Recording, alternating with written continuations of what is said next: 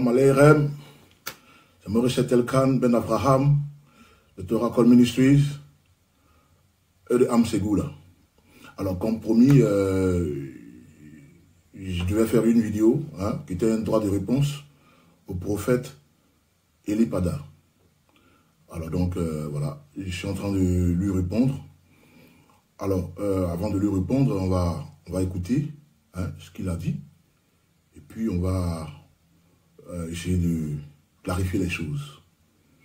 Mais déjà, avant tout propos, il va falloir que je dise que ma réponse est franchement bon enfant. Ce n'est pas... je suis dans mon rôle. Je suis dans mon rôle et ça aurait été moi, je donne la permission qu'on me corrige. Voilà. Je donne vraiment la permission qu'on me corrige parce que c'est ça.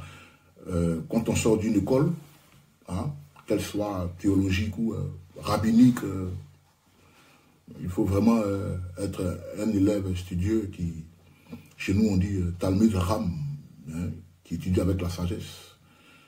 Et comme ça, nous sommes à l'ère de la technologie. Et donc, on ne va pas hésiter à venir sur les réseaux sociaux pour dire des choses, mais faisons attention.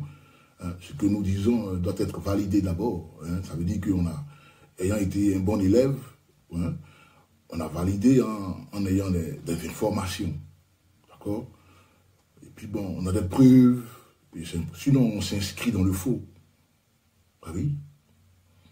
On s'inscrit dans le faux. Et donc, mon droit de réponse, déjà, il faut que je précise, ce n'est pas un clash.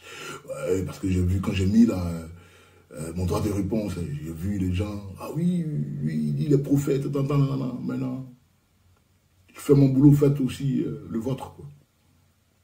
Morissette. Mais on va écouter, on va l'écouter, c'est très important, on va l'écouter d'abord, et puis il va nous dire, on va écouter ensemble, comme ça vous allez savoir avec moi qu'est-ce qui était dit, quelle était l'erreur et tout ça. Ensemble, on va écouter ce qu'il a dit, d'accord? Alors, je mets la vidéo et puis on va écouter. Shalom. Pourquoi le livre d'Ésaïe 53 n'existe pas dans la Torah? C'est quand ils ont fini de crucifier le gars que maintenant, quand le voile s'est déchiré, que Caïphe et son groupe sont allés prendre la Torah et ils ont lu, ils ont vu qu'au chapitre 53, tout ce que Ésaïe avait dit sur l'homme, le monsieur qu'on vient de tuer là, c'est ça, il vient à peine de vivre à la croix. Donc qu'est-ce qu'ils ont fait? Ils ont interdit ce passage dans la Torah. Donc les Juifs lisent. La vraie raison qui fait que les Juifs ne croient pas en Jésus, c'est parce qu'ils ne voient pas le passage d'Ésaïe 53. D'Ésaïe 52, ça saute pour aller à Ésaïe 54. Le 53, il y en a pas. Pourquoi ce passage les dérange tant? Le passage qui a cru à ce qui nous était annoncé. Ça veut dire, qui a cru aux prédictions qui annoncent. Bon. C'est une vidéo de 1 minute. Non, c'est une longue vidéo. Moi, je vais parler d'une minute. 1 minute, 10 secondes. Il a dit après beaucoup de choses, quoi. Ça ne m'intéresse pas. Ce qui m'intéresse, c'est ce qu'il a dit là. Donc on va réécouter. C'est intéressant.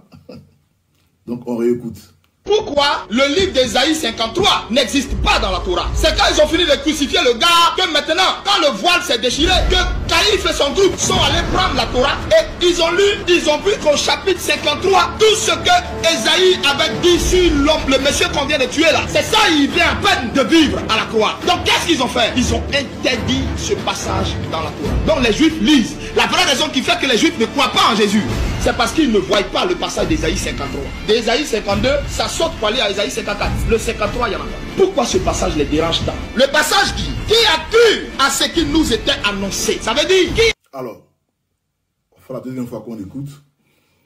Je répète, c'est pas un clash. C'est pas un clash. Je suis dans mon rôle.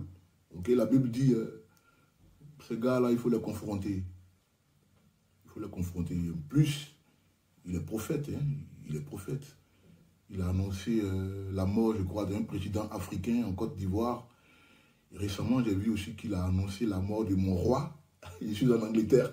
À ce qu'il paraît, le roi Charles III va, dans les jours qui viennent, ou je ne sais pas, dans les mois, il va mourir. Il a annoncé ça. Je crois qu'il va mourir d'une crise cardiaque. Il a annoncé ça. Bon, ça peut se réaliser. Mais à la fin de la vidéo, je vais développer ça. D'accord? Je vais développer ce facteur de faire des prophéties et puis ça se réalise. Et puis qu'est-ce qu'il faudra faire après? Ok? Alors, je veux déjà dire qu'il se trompe. Ok?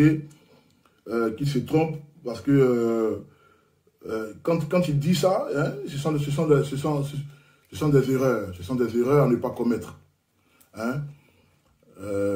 La raison pour laquelle les Juifs ne croient pas en Jésus, c'est ça, hein? C'est Jésus. Hein? Voilà. Bon, moi je dis Yeshua, celui qu'on appelle Jésus. Mais c'est les mêmes acteurs. Hein? Isaïe 53, là, c'est leur Jésus. Moi, c'est mon Yeshua aussi, Isaïe 53. Mais déjà, je suis allé retourner dans mes bouquins. J'ai lu à nouveau. Je connaissais déjà, mais il fallait que je vienne maintenant avec des preuves et tout ça. Pour ne pas que moi aussi, je m'inscrive dans du faux. C'est important. Alors, ce qui parcourt la ville, hein, ce sont des rumeurs, mais ce qui parcourt la ville, ce qu'ils racontent là, que les Juifs ont rejeté, ou ce qui fait qu'ils ne croient pas, c'est parce que Isaïe 53 n'est pas... C'est faux. C'est faux parce que déjà, qui est-ce qu'il appelle Juif? C'est qui les Juifs? C'est qui les Juifs? Parce que ils généralisent. Ils généralisent la chose. Or, il ne faut pas généraliser. Vous voyez? C'est dangereux. Puisque, moi, si tu me dis les Juifs ont rejeté, ne croient pas en Jésus parce qu'il n'y a pas Isaïe 53, il dit, mais, et ses disciples? Ce sont des Juifs. Donc là, il ne faut pas généraliser. Ouais, déjà, il y a déjà 12 disciples, pour ne pas dire 13, puisqu'il y a eu Judas qui est parti, et il était remplacé. Donc ça fait 13 au total. Mais ce sont tous des Juifs. Et Yeshua lui-même, il est Juif. Et puis, bon, il y a la famille là-bas, mais je veux dire que ils sont pleins qui croient que Yeshua, c'est lui que le Mashiach, et que Isaïe 53 parle de lui. Oui, j'ai des amis dans chaque dénomination juive. Des amis qui sont orthodoxes, Lubavitch, Séfarades, Ashkenaz, Yéménites, qui croient que Isaïe 53, c'est Yeshua. Ça, c'est moi, mes amis. Mais que dit les... Parce que où il enlève ça, en fait? Je sais où il enlève ça. Et je suis reparti là-bas, reprendre Burkina, reprendre mes vieux livres, là. Et puis, je vais vous les faire savoir, en fait. C'est important. OK? Alors, donc je lis avec vous. C'est dangereux de dire que les Juifs, déjà ce qu'il dit, il veut parler du Talmud. Mais d'où vient l'histoire? Et donc je donne la genèse de l'histoire. C'est faux. Parce que dans le Talmud, dans le plein Talmud, la page n'a pas été ôtée, ou bien pas que les gens ne lisent pas, c'est pas vrai. Alors vous avez Jonathan ben Uziel, ok, on va dans le Targum, on va voir dans le Targum, Jonathan, il utilise l'expression le serviteur oint, faisant allusion à Isaïe 53. On va aller avec le rabbi Yitzhak Abranavel, il interprète Isaïe 53, ok, au sujet de la venue du Mashiach, du Messie Yeshua. Ce sont des noms, hein, comme c'est une vidéo, ça va rester. Il faut aller, vous aussi, faire vos recherches. Hein? Je donne des noms. Hein? On a le livre de Zohar, l'un des livres les plus célèbres dans le judaïsme. Le Zohar. Le Zohar reconnaît le principe que le Messie a souffert et il fait allusion, le Zohar fait allusion à Isaïe 53. Ok. Toujours dans le judaïsme. On a le Talmud de Babylone. Ok. Dans lequel Rabbi Nachman, l'un des plus célèbres, ok, il s'appuie sur Isaïe 53 pour révéler que le Messie, là, c'est Yeshua. Attends, mais tout le monde dit, les Juifs ont abandonné, parce que. Mais, les noms que je cite là, c'est qui? On arrive là, étape par étape. On a le Midrash Konen. Midrash Konen, M-I-D-R-A-S-H. Konen, K-O-N-E-N. Le Midrash Konen révèle Isaïe 53, verset 4. Ok? C'est bel et bien, il dit que c'est bel et bien au sujet du Messie. Et en utilisant l'expression du verset 4, Isaïe 53, verset 4, il dit, en fait, ce sont nos maladies qu'il a portées, Ce sont nos souffrances dont il a souffert, mais nous avons pensé qu'il était châtié, frappé et affligé par Elohim. Ça, c'est le Midrash Konen. Il y en a plein, mais je donne vraiment les plus illustres, les plus lus. On va aller avec Rabbi Moshe Hadarshan. Lui révèle que Hachem a permis que le Messie Yeshua, c'est lui qui va sauver les âmes, mais en même temps, ce qui va de pair avec cette œuvre du salut des âmes là, il va souffrir grandement. Et il fait référence à Ésaïe 53. On a Maïmonide. Quand tu es dans le judaïsme, tu connais tout ça. Maïmonide, il relate les dires de Genèse Rabbah. Ok? Et il dit quoi? Enfin, les dires dans Genèse Rabbah, mais les dires de Rabbi Moshe Hadarshan. Il dit aussi exactement ce que le Rabbi Moshe dit, dans Ésaïe 53, que il a souffert pour nos maladies, hein, le châtiment qui nous donne la paix est tombé sur lui. Et par cette souffrance, par cette maîtrise, nous sommes guéris. Elohim l'a frappé, il était affligé par Elohim, bien sûr. Et ça, c'est Genèse Rabbah. Dans Maïmonide. Et Maïmonide révèle ça, mais en s'appuyant sur Rabbi Moshe Hadarshan. Il y en a plein. On a également dans Tractat Sota 14. On a dans Midrash Rabbah Parashat 5. On a dans Midrash Tanuma, Midrash Konen. On a le Yalkut Shimoni. Et le plein Talmud relie jusqu'au jour d'aujourd'hui, Ésaïe 53, à la mort du Mashiach Yeshua. Donc il y a un souci. Alors donc pourquoi ce monsieur l'a dit ça? Le rabbi Eli Pada, où il a enlevé ça? Donc j'explique l'histoire. J'ai cité tous les noms. Hein. Vous allez écouter la vidéo, ce sont des noms, il y a au moins 8, 7, mais ils sont pleins. J'ai pris les plus illustres en fait. Ceux-là, ils sont respectés dans le judaïsme. Et il y a un aussi qui est respecté, Rashi. Alors, que dit Rashi? Rashi, par exemple, lui, il vivait en Espagne, dans le Moyen-Âge, hein, à cette période. En Espagne, et il avait des amis nazariens.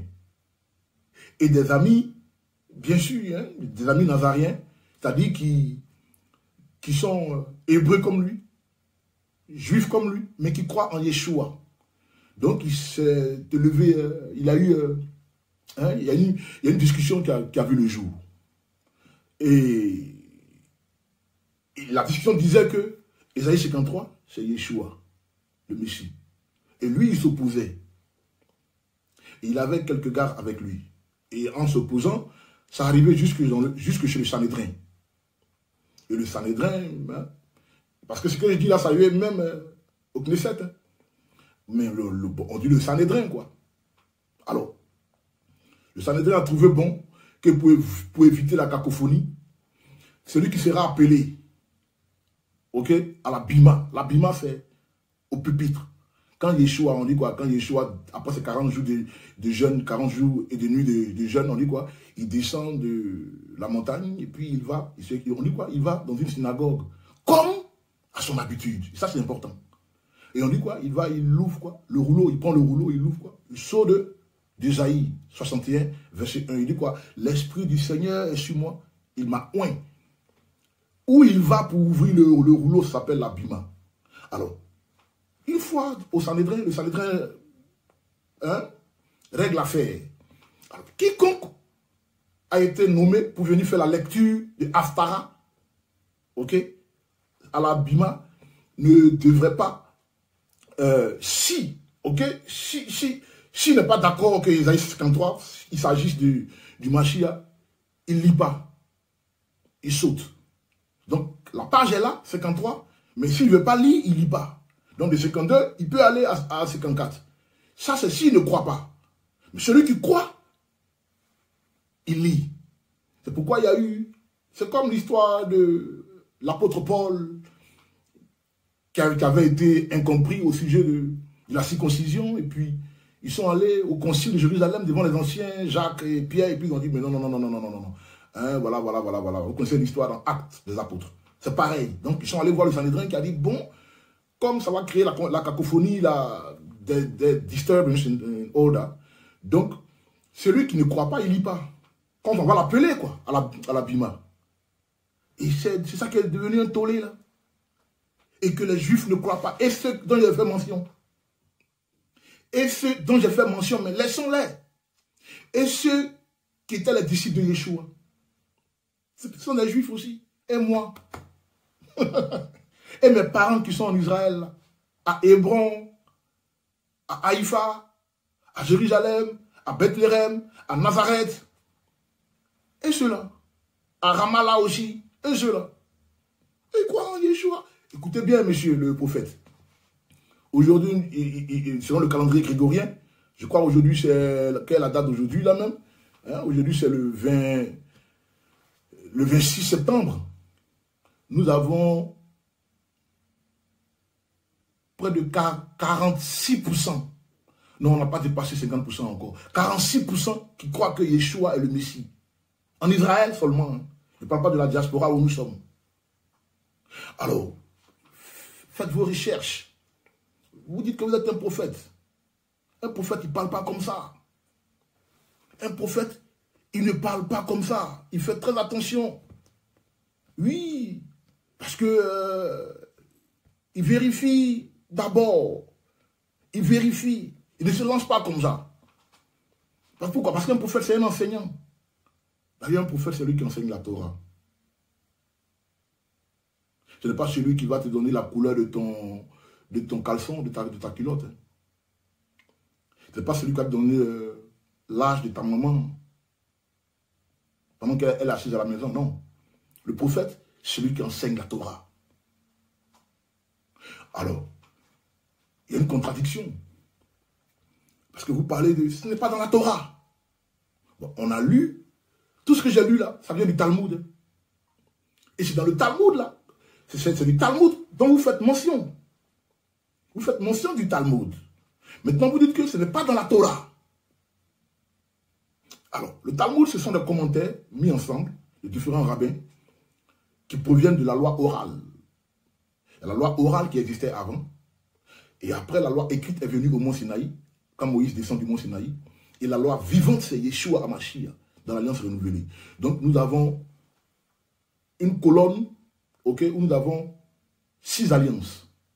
La première alliance, avec qui? Adam. C'est le prophète Osée qui nous le révèle.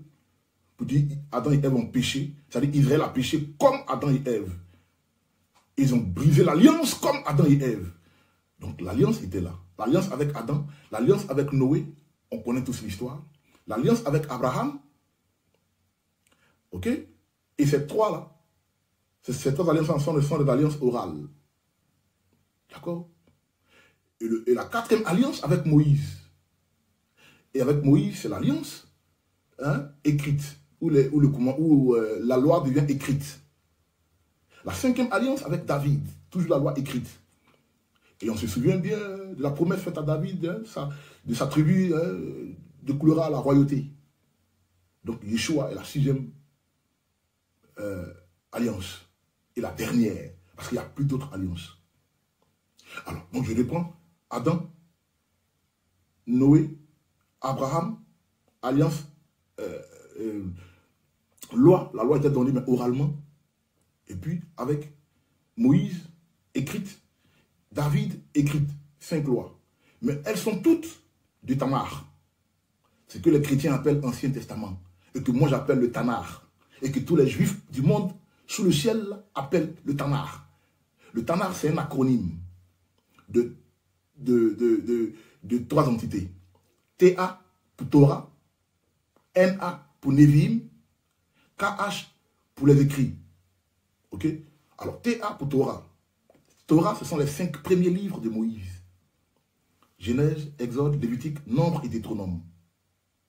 Et Nevi'im, ce sont les prophètes. D'où il y a Ésaïe. Donc, quand vous dites que Ésaïe n'est pas dans la Torah, non. Vous parlez de 5 livres. Non, ce n'est pas là-bas qu'Ésaïe se trouve. Mais Ésaïe n'est pas dans les Névi'im, les prophètes. Là, on peut comprendre. Donc, ça compte aussi.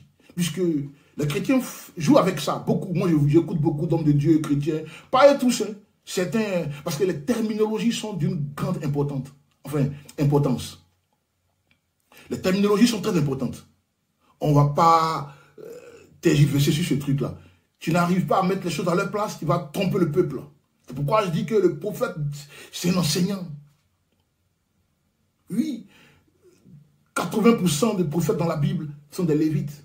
Et c'est les Lévites qui enseignaient le peuple. C'est tous des prophètes. D'où vient le Moïse là? Les Aaron, tout ça, ce sont les Lévites. Ce sont des prophètes. Sa grande sœur Myriam, c'est une prophétesse. C'est écrit. D'accord?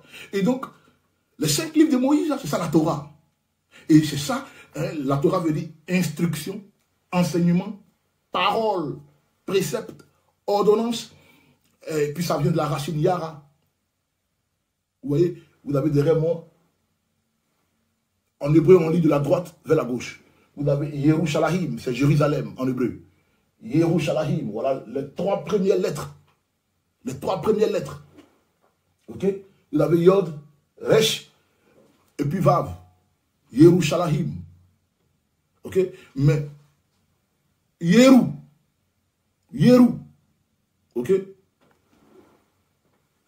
Le Yod et puis le Resh. Yeru, ça vient de. C'est le dérivé de Yara. Et Yara est la racine de Torah.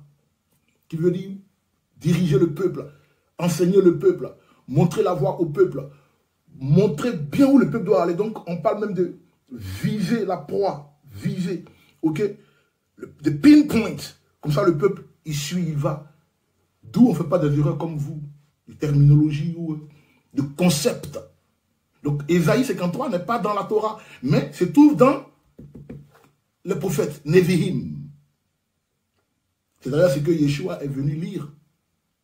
Alors, quand vous dites que oui, ça se passe comme ça, non. C'est une grosse erreur. Et moi, je trouve inconcevable que vous soyez un prophète et vous fassiez cette erreur. C'est pas bien. Et donc, la raison, c'est pas qu'ils ne croient pas. Parce que vous dites que les Juifs ne croient pas en Yeshua parce que Ésaïe 53 a été retiré. C'est ce que vous dites. Hein? C'est pas ça. C'est pas qu'ils ne croient pas. La vraie raison est ailleurs. La vraie raison, c'est que les chrétiens, ils ont mis une peinture sur un juif en le rendant romain. Mais il y a la famille, tout à l'heure, je l'ai dit. D'ailleurs, bon, je le dis chaque fois, mais bon, je vais le dire encore, quoi. Mes parents m'ont élevé, moi je suis ivoirien d'origine, né en Côte d'Ivoire, 13 villes, Batanico. J'ai grandi là-bas. Je suis arrivé en Europe en 97. Une fois en Europe, ce sont les Juifs qui m'ont élevé. Oui, ce sont les Juifs qui m'ont élevé. Mais comment? Spirituellement. Jusqu'à maintenant. Jusqu'en 2023, selon le calendrier gréco-romain que vous suivez, là, vous les chrétiens. Excusez-moi si mes paroles sont un peu choquantes, mais bon. Et la raison est ailleurs. C'est pas à cause d'Ésaïe 53. Puisqu'on a, j'ai lu là, hein, tous ces gars qui, les Rabbi Yitzhak, Abranavel, tous ces gars, attends, Maïmonide, Rabbi Moshe Adarshan, qui encore, le Talmud babylonien, qui encore, Traktat, Sota 14, Midrash Rabbah, tous ceux-là croient que c'est Ésaïe 53, c'est le Mashiach. Pas à cause de Rachi seul. Et j'ai expliqué. Le problème, il est ailleurs. Et c'est votre Jésus, là, que moi j'appelle Yeshua. Et que quand tu dis Yeshua, là, ceux même qui ne croient pas que c'est... Enfin, d'après vous, ceux qui ne croient pas, là, quand tu dis Yeshua, au moins ils vont t'écouter. Au moins, quoi, ils vont t'écouter. Yeshua, oui, c'est le frère. C'est un juif, il est né sur une terre juive, d'une famille hébreu. Il allait à la synagogue comme à son habitude. Il faisait le Shabbat. Toutes les 7 convocations de l'Éternel, il les a observées. D'ailleurs, on vient de finir Yom Kippur. Il a observé Yom Kippur. Le vendredi au coucher du soleil, on rentre dans la fête des tabernacles à Sukkot. Il a observé Sukkot. D'ailleurs, il est né à Sukkot. Pas le 31 décembre que les chrétiens célèbrent. Que Rome a mis dans un nouveau calendrier. Yeshua est né lors de la célébration, la fête des tabernacles, la fête des jutes. Pas un 24 ou un 25 décembre. Ça s'appelle la pensée hébraïque. Et vous voyez, vous avez beaucoup à apprendre en fait. Mais je reviens sur ce sujet. C'est cette image romaine que vous avez attribuée à ce Jésus-là qui fait que les grands frères, que moi j'appelle les grands frères, ce sont mes grands frères, se désengagent. Je dis, mais on ne le connaît pas celui-là. C'est lui qui est mort sur une croix, alors que c'est sur un arbre, selon Deutéronome 21, 22. Alors que il représente l'agneau à la sortie de l'Égypte. On connaît notre histoire, mais ce n'est pas lui là. Alors l'agneau, il doit être crucifié dans le temple, parce que c'est un agneau. Et pourquoi lui, c'est à Golgotha? À Golgotha, ça veut dire qu'il est hors du temple. La loi dit que l'agneau, on le crucifie, enfin, on le sacrifie dans le temple. Et vous, c'est hors du temple. Mais ce n'est pas lui là, ce n'est pas lui le Mashiach. C'est pourquoi certains ne croient pas jusqu'à aujourd'hui. Pourquoi? Parce que Rome et son calendrier et son concept, l'église catholique romaine que les évangéliques suivent aussi, a créé ce problème. Et vous voulez mettre la fleur sur d'autres personnes. C'est rigolo. C'est rigolo. Vous avez beaucoup à apprendre, hein, monsieur le prophète. Mais je reprends. Dans la loi lévitique, l'animal qui doit être crucifié hors du camp, comme le cas de Golgotha, prenons votre cas, c'est la vache rousse. Une vache rousse. Nombre 19. Lisez, vous allez voir, tout se trouve là-bas. Et puis, hors du camp, ce n'est pas Golgotha, mais c'est au mont des Oliviers. C'est écrit. On dit hors du camp dans la pensée hébraïque, là, ce dont il a fait mention là. Entre nous, la pensée hébraïque, on connaît hors du camp. Hébreu même l'a même repris. Je crois Hébreu 13 ou quoi. Hébreu a repris l'expression hors du camp. Allez-y dehors. Comme ça se fait dehors, allez-y dehors. Hors du camp, ça veut dire le mont des Oliviers. C'est une expression toute faite. C'est pas Golgotha. Et c'est pas sur une croix, c'est sur un arbre. À cause de Deutéronome 21. Je le dis parce que nous vivons une période spéciale.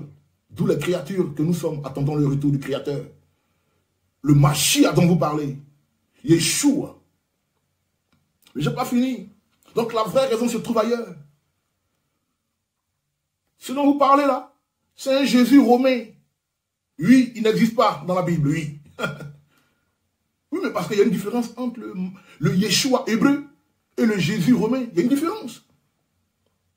Il y a une différence. Je mets quiconque au défi. Bon, la vidéo peut-être qu'il va la voir, mais bon.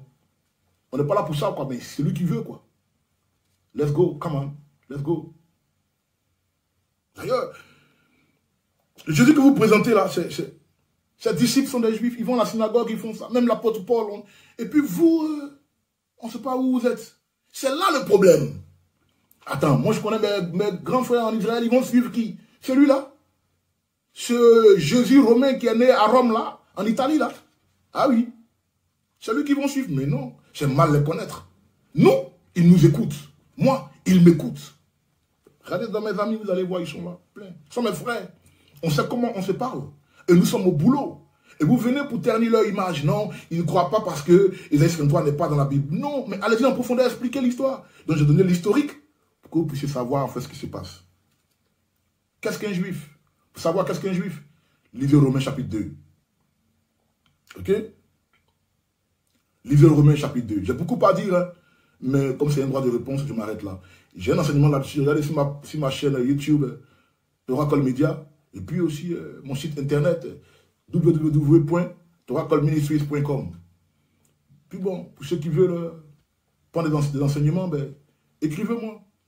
Écrivez-moi. Et puis encore l'année prochaine à Yerushalayim, Morisset, Toracle Ministries. Je pense que j'ai donné beaucoup d'informations, hein, mais oui, il faut garder certaines informations. D'accord? Donc, pour conclure, quand il dit Isaïe 53 n'est pas dans la Torah, non. Isaïe 53 se trouve dans Lévi'im, les prophètes, mais ce n'est pas lu par tout le monde. Ok? Ce n'est pas tout le monde qui lit ça. Ceux qui croient, ils lisent. Ceux qui ne croient pas, ils ne lisent pas. Pour éviter les discussions. Et puis, aussi, pas parce que c'est enlevé que les Juifs ne croient pas, non.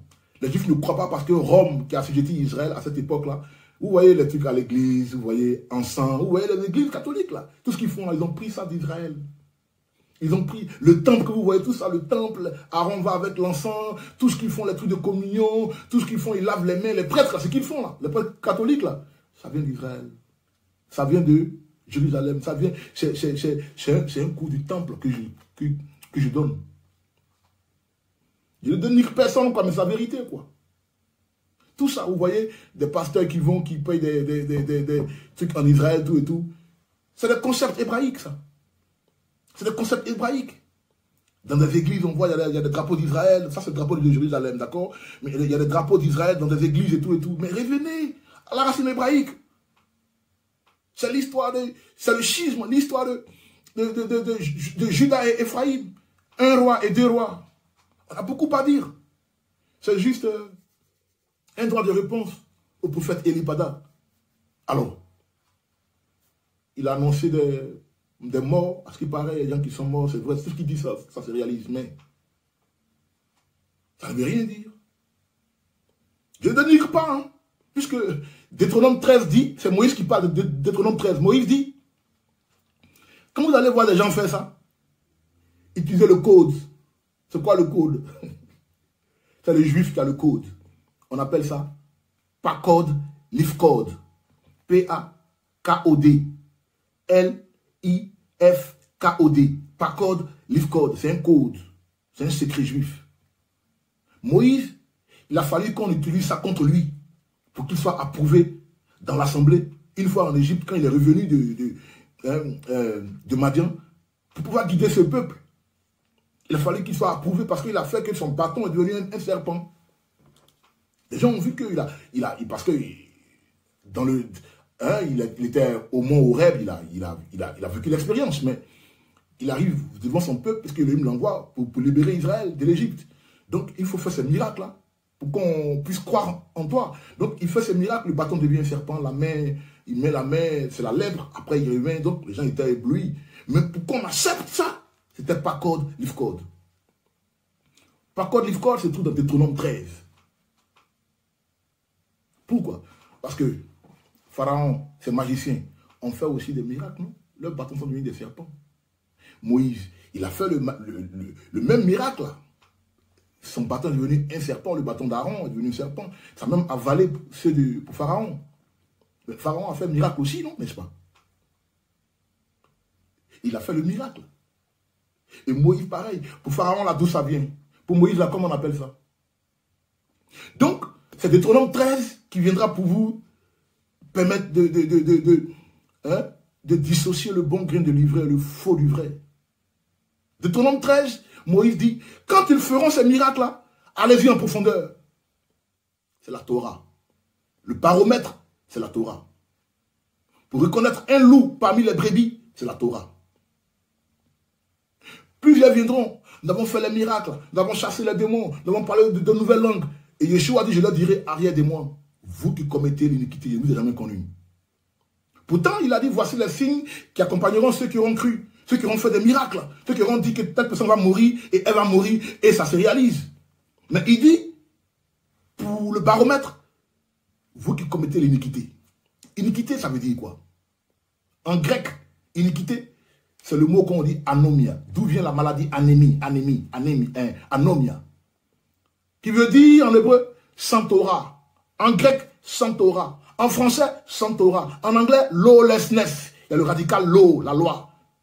Ouais, le mot, il paraît anodin, mais iniquité veut dire quelqu'un qui marche, qui est hors la loi, qui ne croit pas que dans le royaume d'Élohim, il y a des règles, en fait. Donc, arrêtez-moi. Et ces miracles, et ces prophéties qui sont accomplies. Mais Pharaon, son bâton devenu aussi un serpent, non? Mais pourquoi ça? La Torah,